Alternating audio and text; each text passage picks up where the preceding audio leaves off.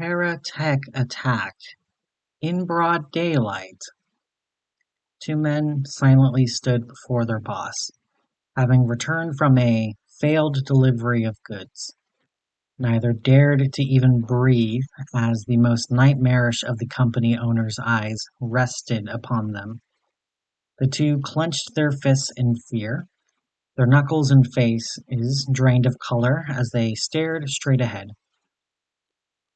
Care to elaborate? Yes, sir. They set up a trap of some sort. It felt like we hit a dog or something, and then the next thing we knew, the truck was floating. The goons came rushing out from all the back streets and robbed us blind. Before we could try doing anything, they disappeared. Drove their truck into thin air, sir. I see. Percival Darke's long and decrepit fingertips drummed against the cold steel of the apparatus he was tethered to. His appearance was ghoulish, his sunken and corpse-like facial features accentuated by the darkness of the makeshift office. Though his sense of smell had long gone, Darke could tell that the two quivering messes before him were mortified. You are dismissed. Thank you. They stared at each other in disbelief for a moment before deciding it was best not to question their situation. Both men nodded and left faster than Darke's chair could rotate. The machine crawled along on spider-like legs, carrying their master around with unmatched elegance. Coming to a stop before a window, the shell of a man looked down upon his empire. A massive warehouse full of goods, millions of dollars waiting to be made from the crates below. With an array as profitable as his, finding competition was inevitable. It wasn't as if he and his company had gone in unprepared, though. He and his network of rats had spent months collecting information on the spirit. Who they liked, who they didn't. Darke knew a few of their members were wielders of the library's magic, but he had not expected for them to execute such a bold heist.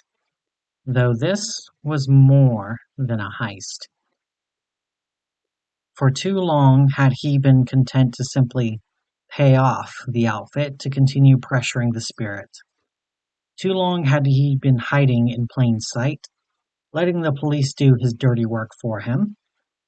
Too long had he allowed criminal scum to leech money off of his business deals and hard work. Too long had he been passive. But he found himself in a delicate situation. Though he had the liquid assets, weapons, manpower, and influence necessary to blow the entire city of Chicago into a blackened pit of ashes, that would be bad for business. Besides, armies of men outfitted with anomalous technologies and weapons were sure to draw the ire of the Foundation, which would be even worse for business. Friends, on the other hand, were very good for business. Darke thought back to the first time the spirit met his company.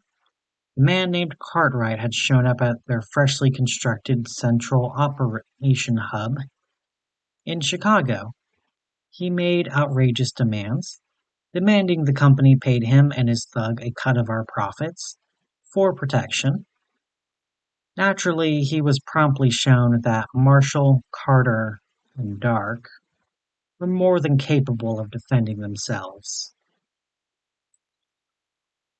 In hindsight, turning the man inside out in front of his men may have been overkill. Darke had wanted to set a precedent at the time. He wanted the gangs of Chicago to know that they were not to be fucked with. Of course, this had greatly put a hamper on any possible relationship the two groups may have had, and had no doubt led to the hostilities they were experiencing today. Maybe he could try again, Maybe the spirit and his company could be working partners. Their ability to operate under the nose of the Foundation and FBI would be invaluable in assisting with the movement of their goods. They even had their own trucks. All he would have to do is pay some clever pencil pusher, burn the books just right. No one would suspect a thing. The mechanical legs of his device clinked against the tile floor, moving Darke towards his desk. He picked up the ornate rotary dial on his desk and used his decrepit, bony fingers to punch buttons and spin the device.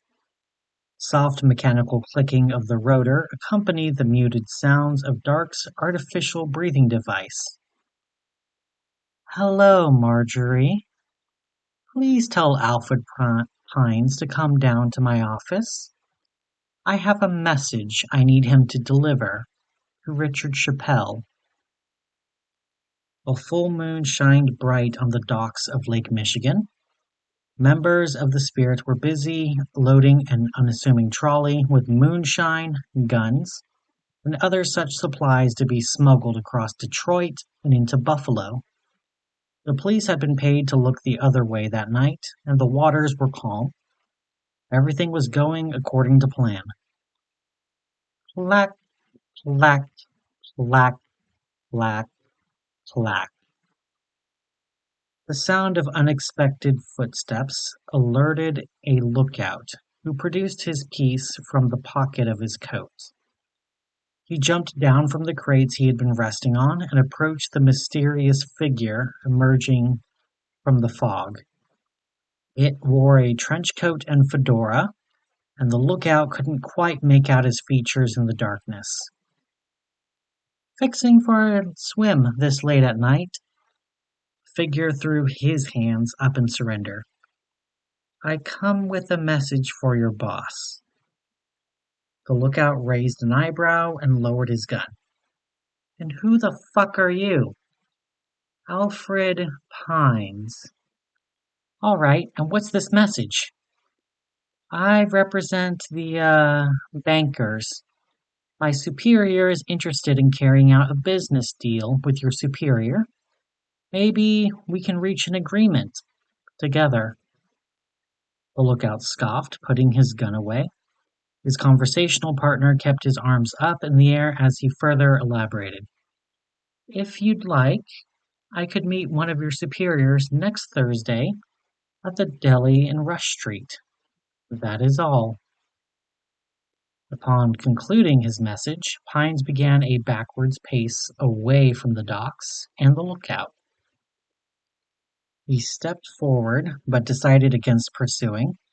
His colleagues needed him to stay behind and keep an eye out for other vagrants such as this one. With that, Pines slipped into the night. After putting a few blocks of distance between himself and the pier, he reached into his trench coat's pocket. He flipped it open, thumbing the pages, until reaching his most recent to-do list. To do: interrogate Pines. Already done. Ditch the body. Already done. Interrogation information in the next 2 pages.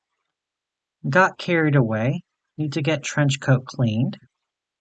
Arrange meeting between self and spirit. He scratched out the latest to do before scribbling in another. Very important date. Thursday at Mickey's Deli.